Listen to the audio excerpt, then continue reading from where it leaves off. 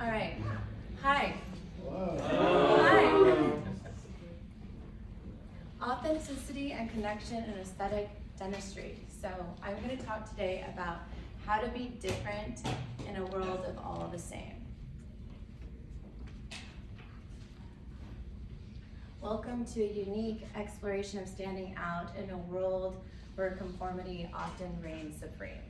So last weekend, just a couple days ago, I found myself in the heart of an electrifying festival in Oaxaca, kind of like Burning Man, thinking about you guys. Amidst this backdrop of celebration, exploration, I kept thinking about you guys and what I was going to say to you. It was during these moments, as the music played on, that I kept coming up with the pivotal question. Was it going to talk about the technicalities of branding my practice and my startup, or was it going to talk about my personal brand? The answer became clear in a conversation literally on the dance floor as the sun came up and sunrise came up. My role transcends merely enhancing physical beauty. It involves igniting an inner sense of beauty with everyone that I come into contact with. This is my brand's foundation, and it's deeply intertwined with my identity as an aesthetic dentist. So reflecting on this realization, I find myself here with you, which feels kind of like a dream. My moment to UCLA was not direct. I did not get into UCLA, even though I got 100% on the perceptual ability test. I just didn't submit my DAT scores on time. But despite this, here 10 years later, almost 10 years later, I am with you. And so our session today is going to explore how to authentically brand ourselves after dental school, or even right now, and how to make a significant impact in the dental profession and beyond. And so this dialogue is not only going to be about my experience, but I really want you guys to also talk to me about your aspirations so that maybe we can both grow and learn from something from this. Heal, serve, and enjoy. So this is my life motto, and I think it's followed me into building my practice and exploding and where I am today. And it's been not by following the conventional, and it's just doing what I think is creative, that I feel like I've been a leader, especially through social media, in what dentists are perceived as today, which are more trustworthy, relatable, and likable. And it's been through sharing a lot of my personal self, maybe a little bit too much, that I've gotten here today.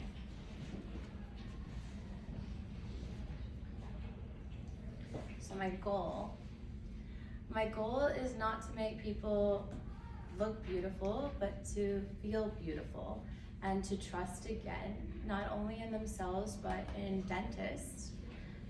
So giving them this permission to trust again in dentists and then themselves, it opens them up. Sorry, I wanted to see if my shadow was okay. It opens them up, and I think that it really ends up transforming their lives, because little by little, whether it be by learning to have that conversation that they once feared, or even just smiling more and more, their life path changes. And so you're not really changing people's smiles, you're really changing their lives. So, my story of how I got here is actually kind of sad. And I didn't really want to lead with that because I want to rewrite it. Although my sad story, and I will get into it a little bit, is what's given me like the strength and the confidence to do whatever it is that I want to do, and not care what other people think. And obviously it's gained some sort of respect in the industry, otherwise I wouldn't be here today. I want to inspire you though, so I don't want to give a sad story, but I will share a little bit about it.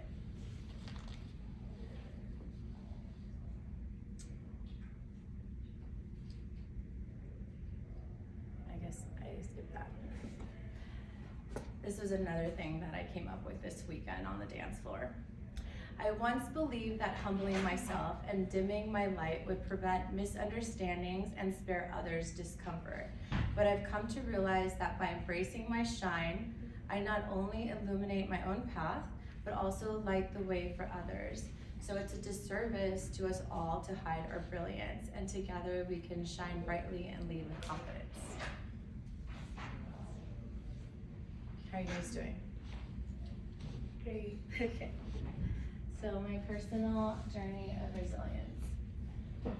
This part is quite boring. It's probably a lot similar to all of yours. I grew up in Las Vegas, born in LA. I went to high school. I was in leadership. I was like class president, student body president, all those things all the way through. I thought I wanted to be an ER doctor, a plastic surgeon, or get into politics or something. But I really wanted to be a healer. Like I wanted to do surgery. In college, I actually went to Pepperdine, and I almost got my dreams killed there actually. I wasn't even planning on talking about this, but I switched to pre-med to pre-dent, and I had to leave Pepperdine because the pre-med advisor just took a look at me and said, Jocelyn, there's no way you're ever gonna be a doctor.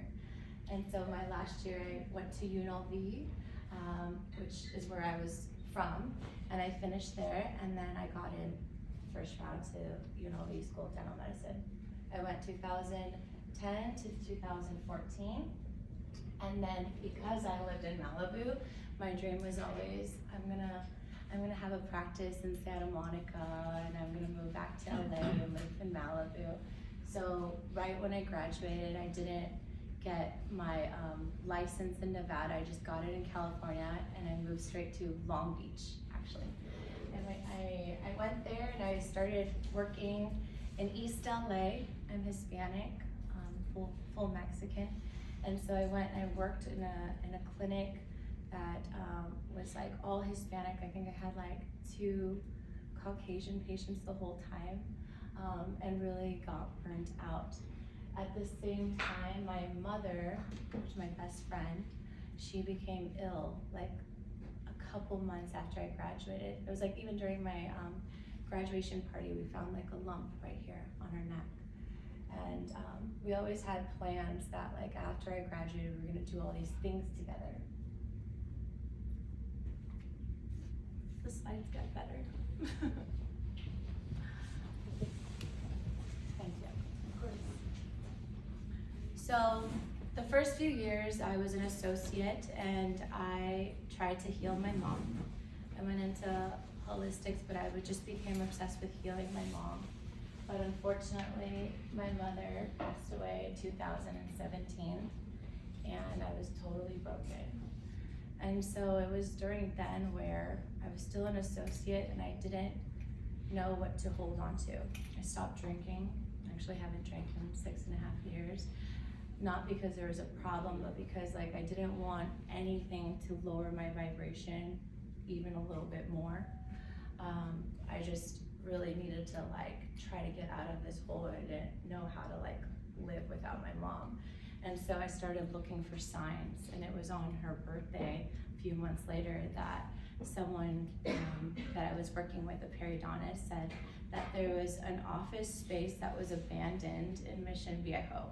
And I thought, it's my mom's birthday, so let's go look at it. He said, let's go 50-50 on it. And I said, okay, like, I don't even know where Mission Viejo is. I thought, I had already moved to Orange County, but I thought, you know, originally when I was at Pepperdine and younger, no one lives in Orange County. So we went to go look at it, and he decided that he wasn't gonna do it. And the office was free. I just had to take over the lease. It was 5 ops, chairs, TVs, and I just met with the doctor, and he had been paying rent on it for like 9 months because he was too busy, and now I get it because I feel the same way. And we went to dinner. He's like, you can just have it take over the lease. Yeah, so I did. And I was like, I can't, I'm so depressed. I don't know what to do. I'm just going to get into my career. I'm just gonna build Viva Dentistry. And so that's the name of my practice. So I had no idea what I was doing. I had $24,000 saved. And so there's more to this story, but my father ended up not helping me anymore, and he was a dentist. This I was gonna leave out, but I'm being authentic. I can't help it. And so I just quit my job, and I went and I sat in this empty old dental office trying to figure out how to start a business. And so what I started doing was posting on social media, on my Instagram stories, of the whole remodel as I waited for the business loan to come through. And that took a few months, and a lot of people believed in me. I have a big community of, I won't just say friends, but a lot of acquaintances, and they were cheering me on, waiting for me to open the office. And I definitely led the office brand with like a spirit of spirituality. I think people could really feel that. So I jumped and I started Viva Dentistry, and right now we're actually in the middle of a rebrand. It's gonna be called Viva Studio, and that was in November of 2018. And then came Viva Veneers. As you guys know, like, it's all marketing, and so it's not like it's actually a type of veneer, but that's what I started calling it. Viva Veneers, or my veneers. And I started posting them, and it was during the pandemic that it actually exploded. Suddenly everybody wanted to do veneers, and I think because of social media, dentistry became really cool. And I feel like I was one of the first people, if not the first person, to do the before after thing that everyone does now. Then I started doing mission trips. I go with my friends. They go by the dental yogis to the Dominican Republic. You know, before I got into dental school, I wrote in my personal statement that I wanted to go and volunteer in the jungle and be in the jungle. So I started doing that, started giving back, and I started this giveaway, which is crazy. It doesn't go viral every year. Don't know why, but it's New Year, New Vida Smile giveaway. And in the last 2 years, I have literally done a full mouth rehab on 2 people for free. And right now, tomorrow's the last day to enter for this year. And so you guys should tell your family and friends to enter. What? It just like goes to sleep. Oh, it goes to sleep. I'm sorry. Now. So just touch it? Okay. Yeah. All right. I started receiving honors. They just started coming through for me. I got 40 under 40 a year and a half ago, 2022. Like USA Today, top 10 doctors to look into, etc. But I've literally never done any marketing, and I've never done any PR other than Instagram. And right now we're in the middle of a rebrand because I want to do marketing, but it's all been word of mouth, and I'm gonna get into how to do that in a second. So I'm kind of excited what marketing will actually do, because I've never done any of it. And now we're in the middle of rebranding, and so it used to be Dr. Jocelyn Vida, and I just this week changed my name. It took like a month because of Meta verified and everything to go to Veneer Goddess, because I'm gonna try to go back on TikTok and YouTube, and so it's gonna be Veneer Goddess or Dr. Vida and Viva Veneers and Viva Studio. And I'm now doing pop-ups, which also I think is new because I haven't really heard of other doctors doing this. And I'm pretty sure once you guys graduate, it's gonna be common. I do really lead the way sometimes. I started going to my friend's med spa in Newport Beach and doing consults there. And I bought an iTero for there, and I'm doing Invisalign at a med spa. And also I'm doing by appointment only a pop-up here in Beverly Hills for just smile transformations. So.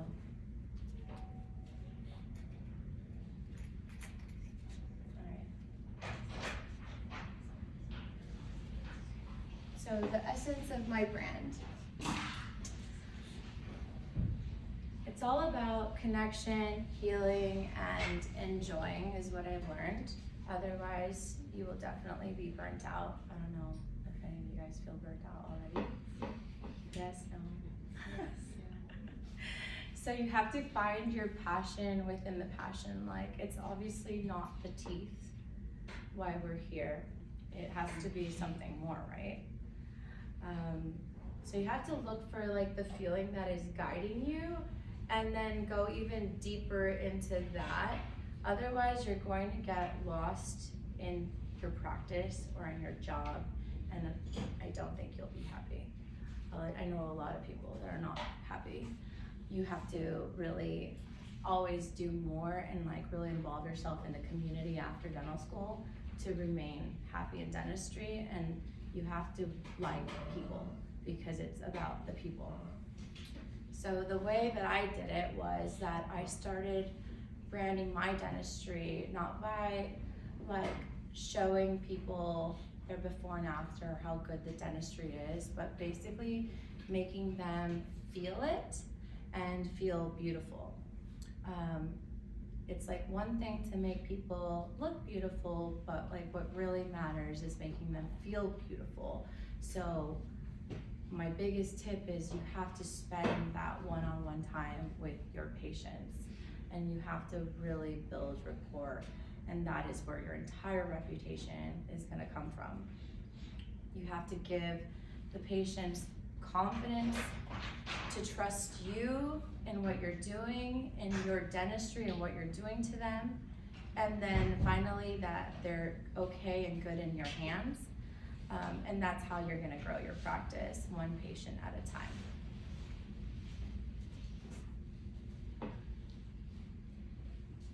So I started the Smile Reveals in 2018. And other people saw that on social media as like an emotional response. And I think that's how it started growing. And then other dentists that are now way bigger than me would message me and be like, how'd you do that? How'd you do that? Because I brought a cameraman in and I would follow like the story of the day, like a reality show. I stopped doing that, everyone does that now. But I made it more about not a smile makeover, but a life makeover. Like I said, it completely changes the lives of people, and like that's what you're getting into and what you have to understand. You have to be good at doing a filling and doing a crown.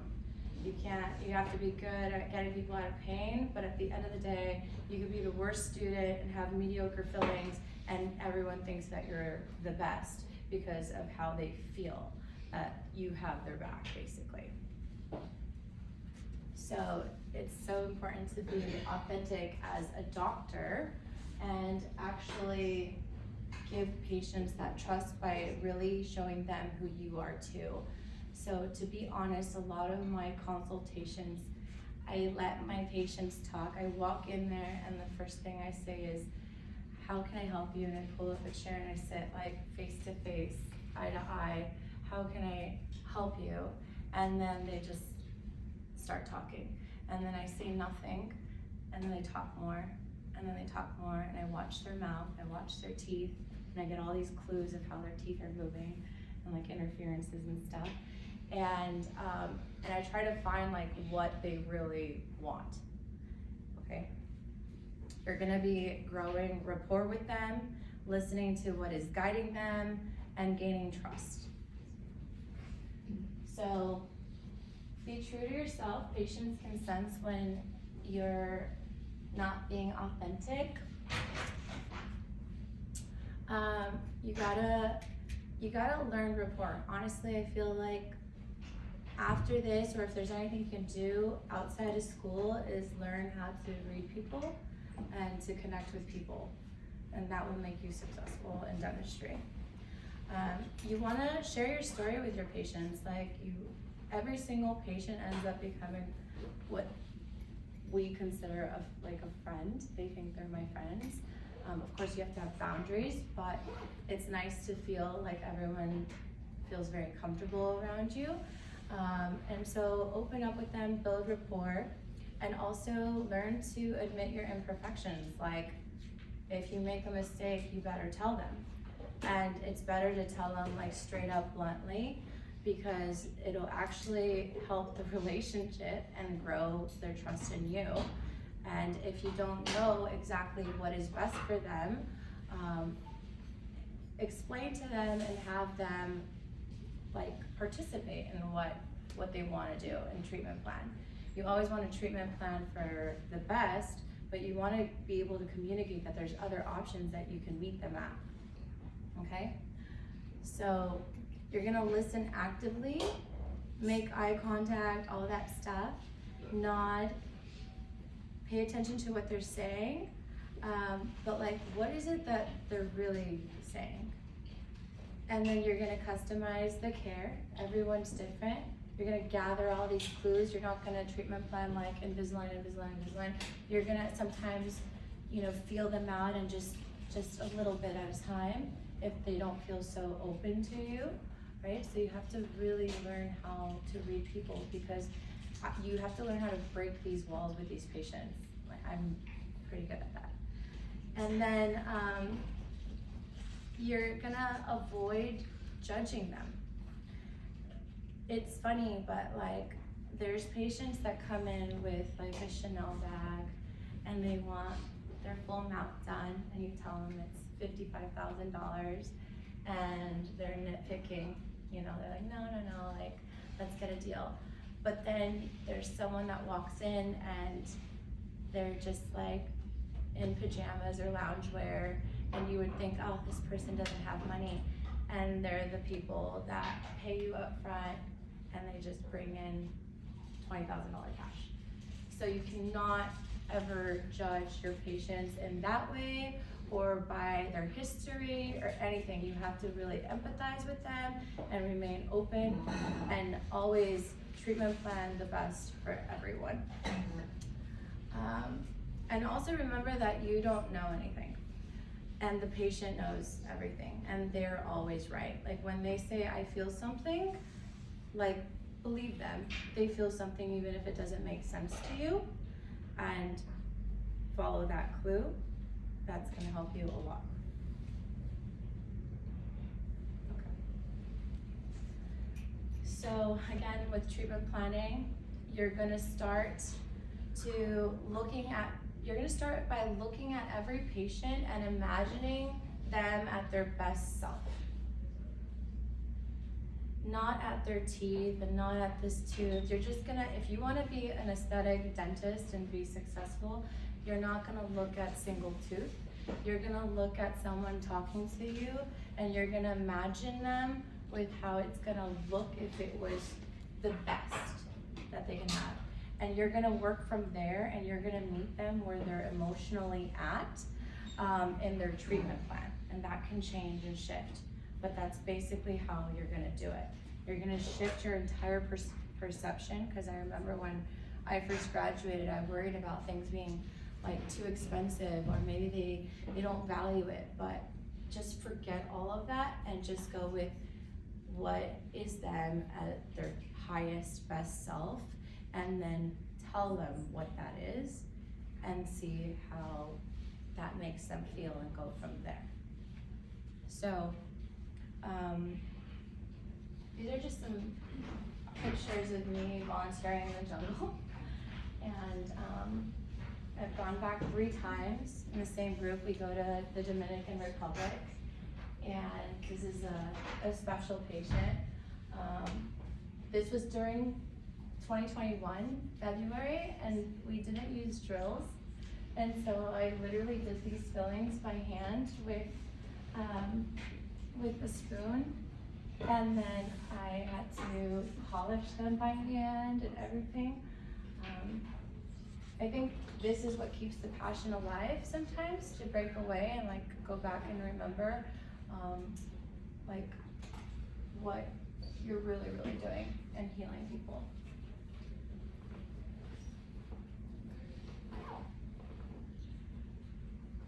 So of course,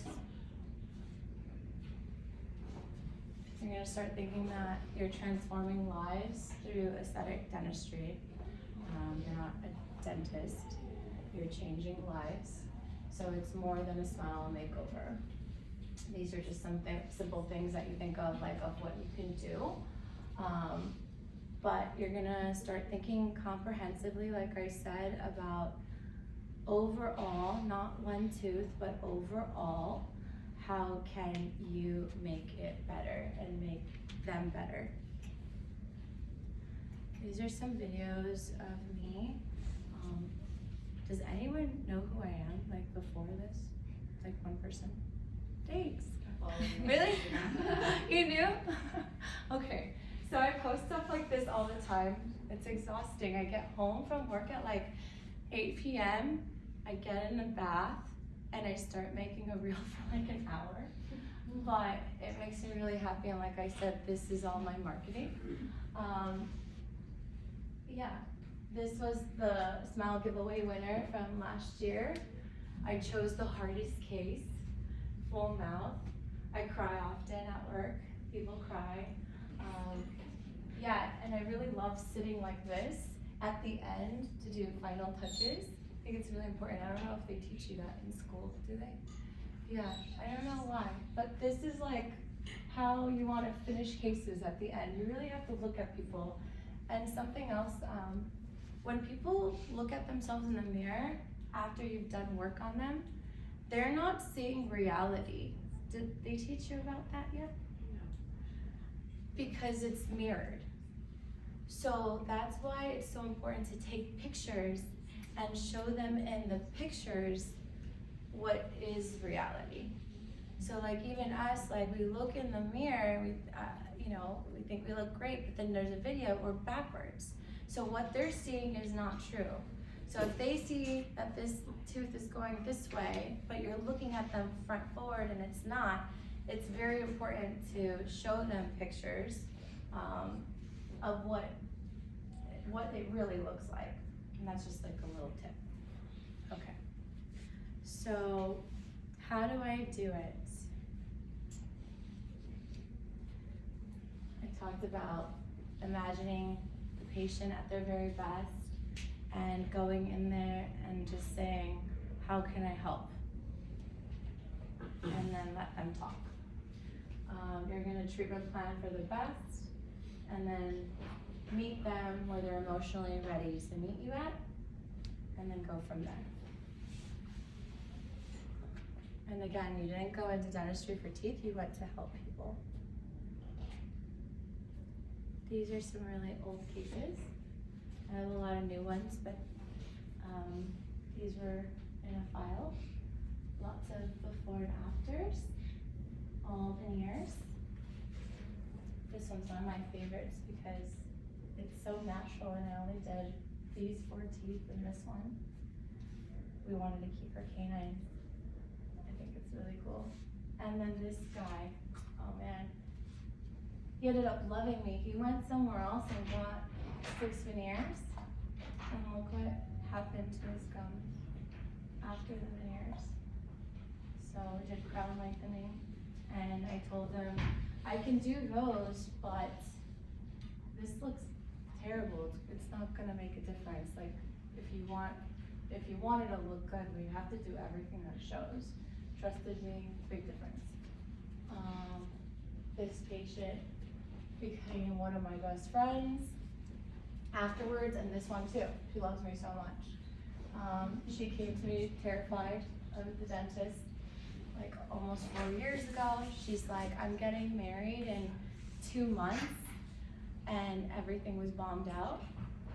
And so she's like an influencer on TikTok now, and she's always my like hype girl. But yeah. You guys have any questions so far? We do, yeah.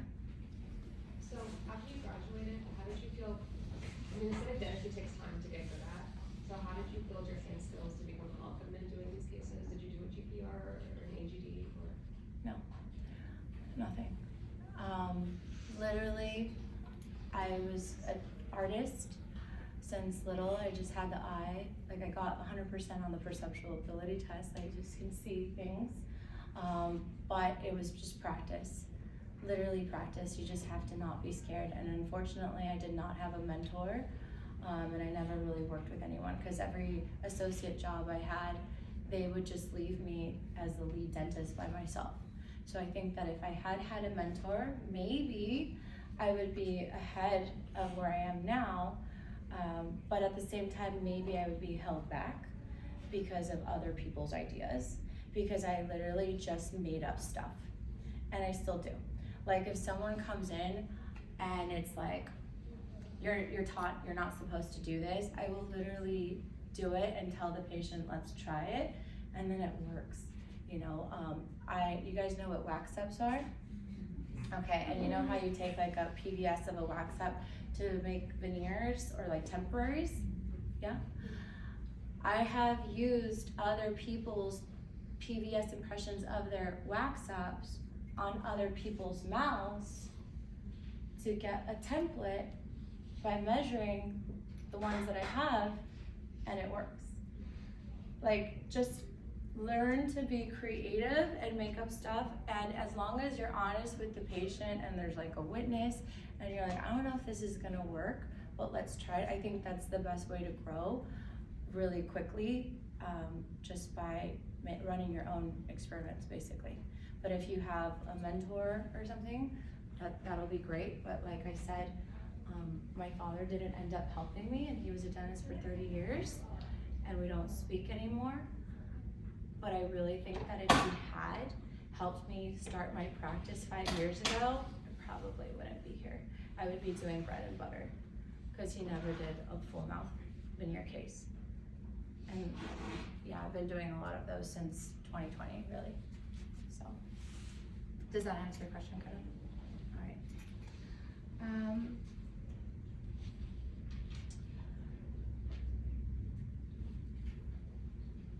How do you manage like very complicated cases that involve like cross, for example, like if you have to increase video or like any problems with the joints? Like, do you run it by a cross, or you like work with the lab? I work with the lab, and I'll do those wax ups, right? And then we'll put them in temporaries for a while, so that small makeover winner from last year was completely bombed out. So he's actually still in his temporaries, and it's been like 5 months, but I started with a deprogrammer. Do you guys know what that is? No? It's almost like a night guard that they wear all the time for at least a few months for the people that have completely lost their VBO and grinded everything down.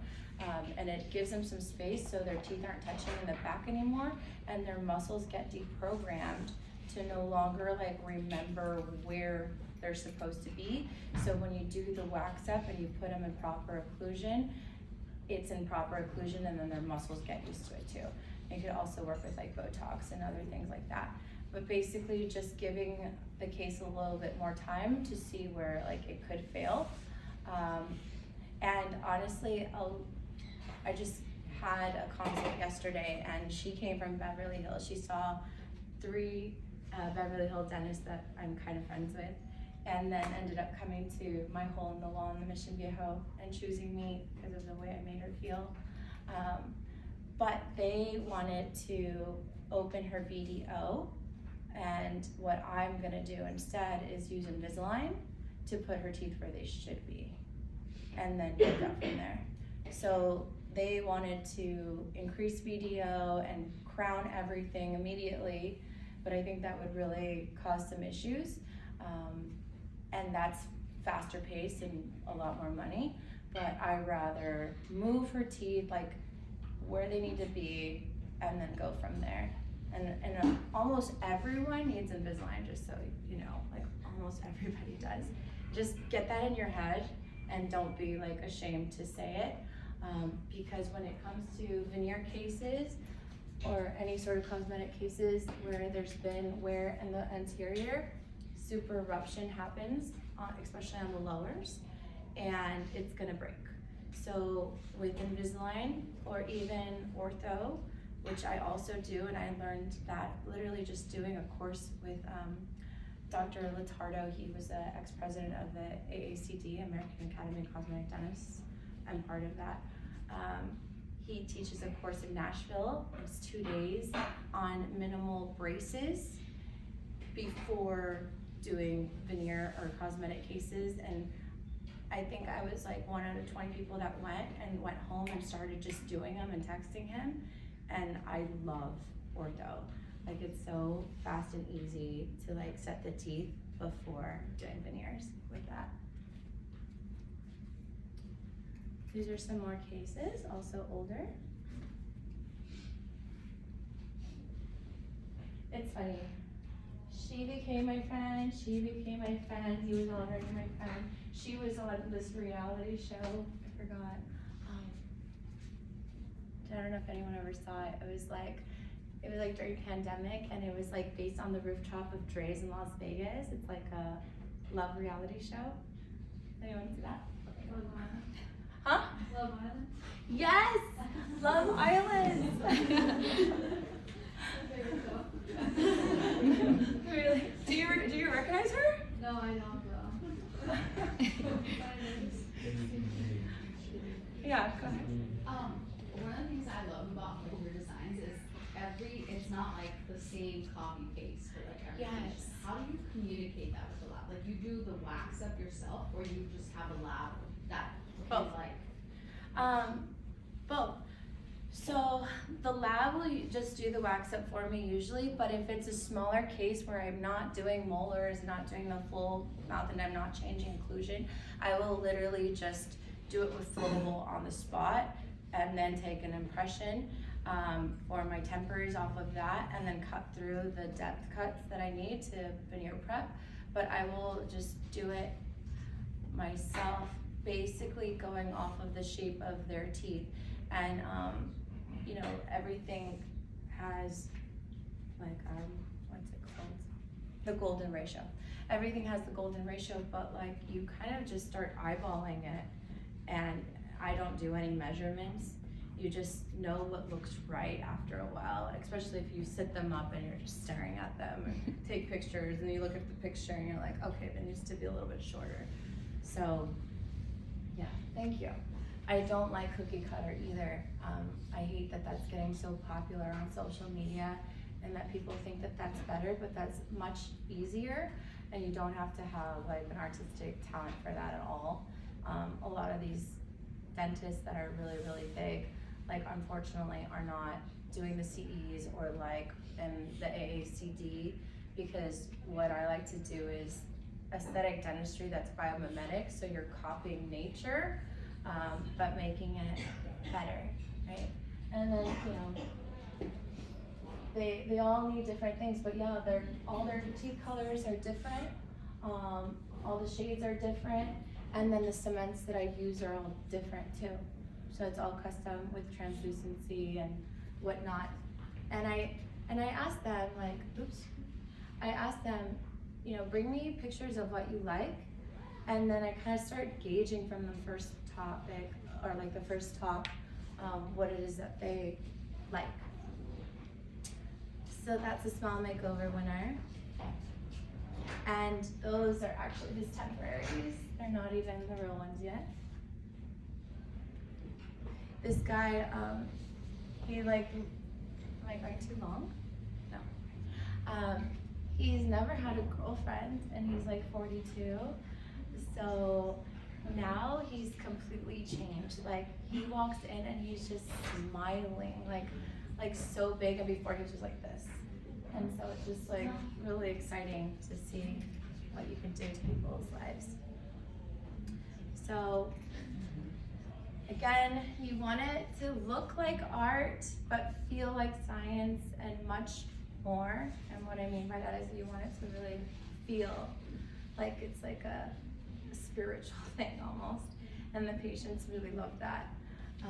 So you're blending the art and science and your creativity and making connections with people. So my tips for you. So I want you to discover your passion. And like I said, like, why are you here? Like, why are you in dental school? What is it that makes you feel good about it? And then like kind of follow that. Let that guide your career and what you end up doing.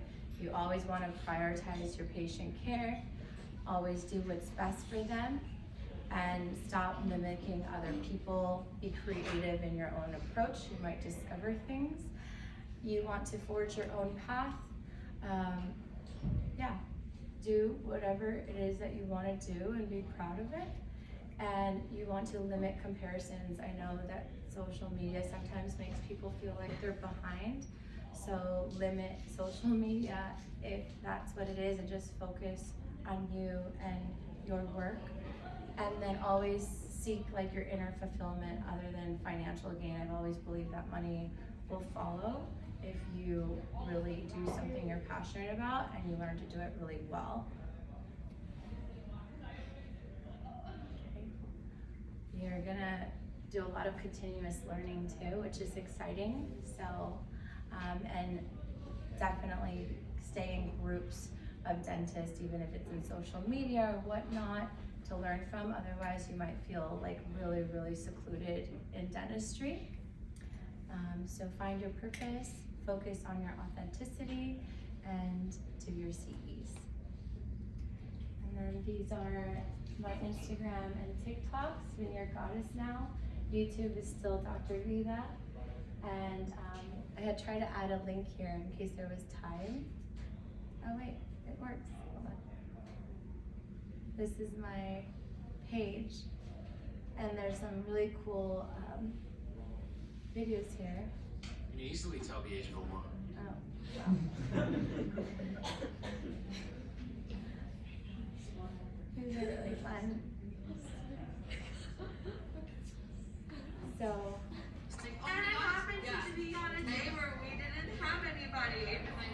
she broke her teeth. The stars aligned. Crying. So what happened to that tooth a long time ago? You were a cheerleader? Yeah, I probably fell or something got me. I just like hit a random spot in here, so. Trauma to the face. Do you like the shape of your teeth before? Oh, there we go. Okay, that brings up the point. A dog jumped up, she was drinking something, broke her front two teeth. It was a Saturday, she came from San Diego freaking out, she's crying, right? Her sister, I did her veneers, and so I met her on a day off, okay? It's very important. Like, that's how you grow your practice. And I was asking like why that tooth was so weak. She's a cheerleader, she had broken it before, it was bonded. I had already put all of that in my head, so obviously it broke easily, fractured. But then right there I just said, did you like your teeth the shape before? That's how like you lead into aesthetics, right? Because now it's like, okay, I can put your teeth back exactly how they were, or is this an opportunity to make it better, right? Does that make sense? Did anything to change them? Would you do anything to change them? I know. Now is the time. I don't know, I feel like they were kind of like big. Oh, she felt like they were big before. Yeah, they're longer, so I don't know, I would have liked to, yeah. And then it kind of chipped this one slightly here, but I don't, when I smile, it doesn't really show anyway, but. So she's gonna need a crown from number 8 and a half crown from number 9 and a fill on 24 distal incisal facial lingual. I'm gonna cover it up today with some temporaries, obviously just to. Anyway. I just started the whole subscription to my Instagram. I thought like maybe I can share some more. It's like $5 or something like that. Like I feel bad saying that. But basically like you can share stories that are like even more dental related, because I'm constantly filming why I'm doing and like all the steps that I'm doing. And if you subscribe, we can message whenever you want. You just keep it going. Any questions that you have. Yeah, those are just other things that I will share on there. And then I really like this quote that I made up this weekend too. This weekend was good. I'm glad I went to go party. Because I was like, I should really stay home and write my speech. but I got a lot of insight there, and like those are the things that, you know, keep your passions alive. So let the power of your spirit guide your professional journey, for in the fusion of spirituality and ambition, a woman emerges unstoppable, crafting a destiny that echoes with the power for all.